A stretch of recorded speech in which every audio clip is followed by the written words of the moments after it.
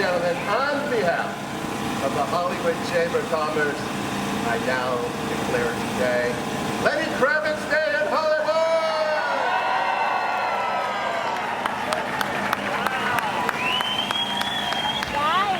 Thank you, thank you, thank you, thank you. Thank you, Bob. Please. I love you.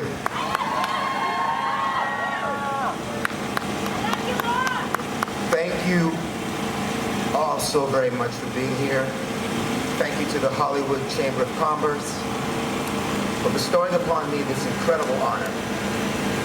Thank you, Zoe. Thank you, Denzel. Having both of you here, my daughter and my brother, means the world to me. I moved from New York to LA when I was 11. And if Norman Lear never brought my mother out here to do the Jeffersons, I probably wouldn't be standing here right now.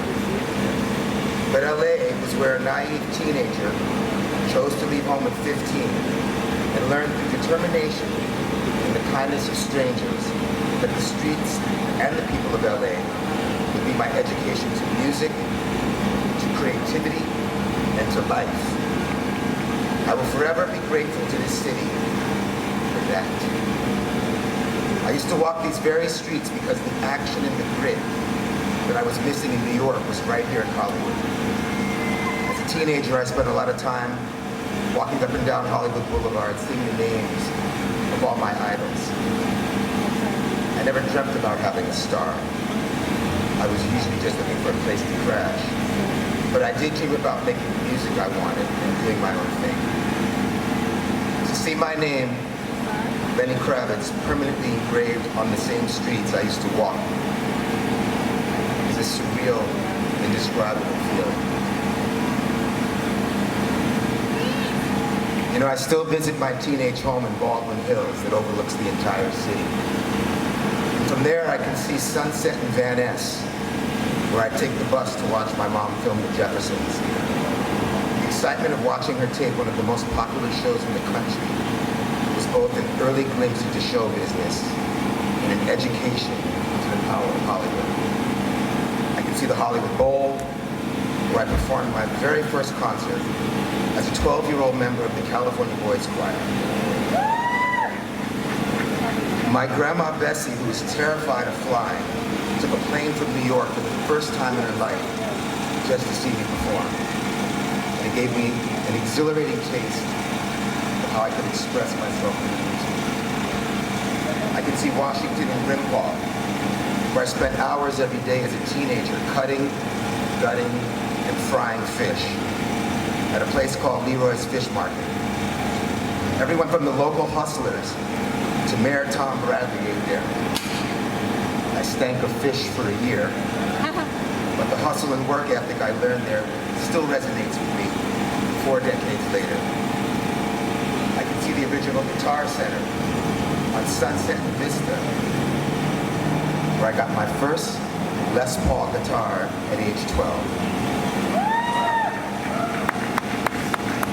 I used to live in that store, hanging out, checking out all the guitars and other equipment I could not afford. I can see the old A&M lot on Sunset and La Brea, where I would record my first demo as a cocky young musician named Romeo Blue. Y'all that know, know. After each session, I'd secretly sleep on the couch in the lounge. I learned as much as I could about recording and eventually dropped the alter ego to perform under my real name, Lenny Kravitz. I'm eternally grateful for everyone who took the time to be here today. But I'm especially honored to see the people that watched me evolve to an artist. Shannon Brown.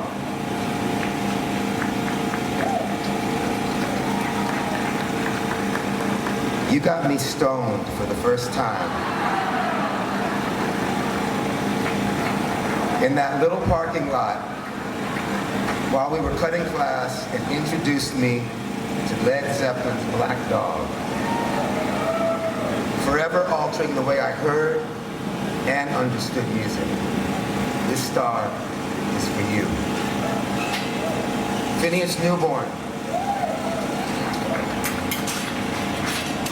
You quickly became a brother to me. You were in the California Boys Choir. The discipline and hard work we shared in learning the fundamentals of classical music has forever shaped my musical journey and influenced my artistic expression to this day. This star is for you.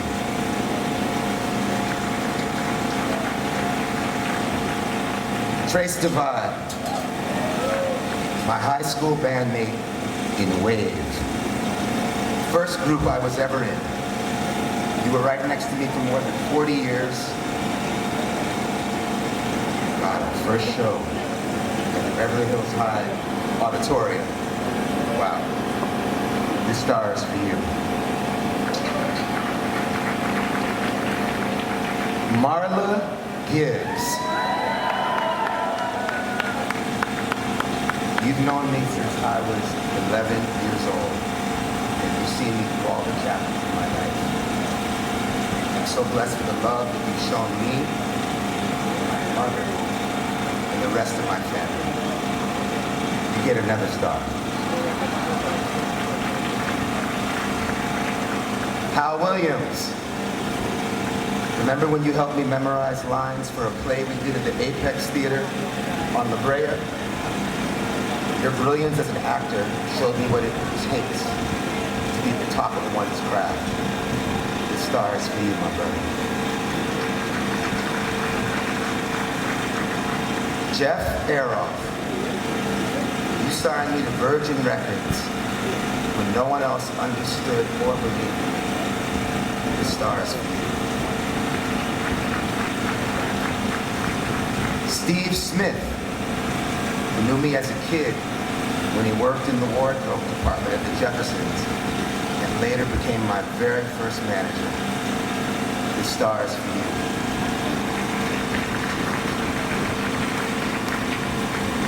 Lisa Bonet. You were such a major part of me finding myself both as an artist and a human being. This star is for you.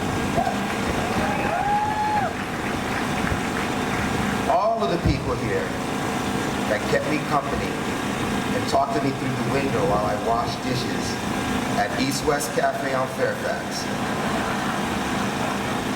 As a teenager who was living in a car at the time, those hours you spent with me mean more than you'll ever know.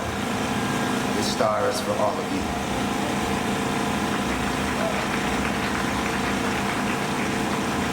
There's nothing that keeps me grounded more than seeing the people who have taken the journey with me all these decades. Craig Ross, my longtime guitarist and musical partner. Alex Alvarez, my instrument technician, who's worked with me for more than 30 years. Craig Fruin and Carlene Donovan, my faithful manager and publicist who have guided me for so long on this amazing journey. Rich Felstein and Jeff Hafer, my accountant and my lawyer, who always have the answers. And everyone at CAA who has helped keep me on the road for so long. For everyone here that has nurtured my dream, this isn't my star. This is our star. Thank you all for this, and let love rule.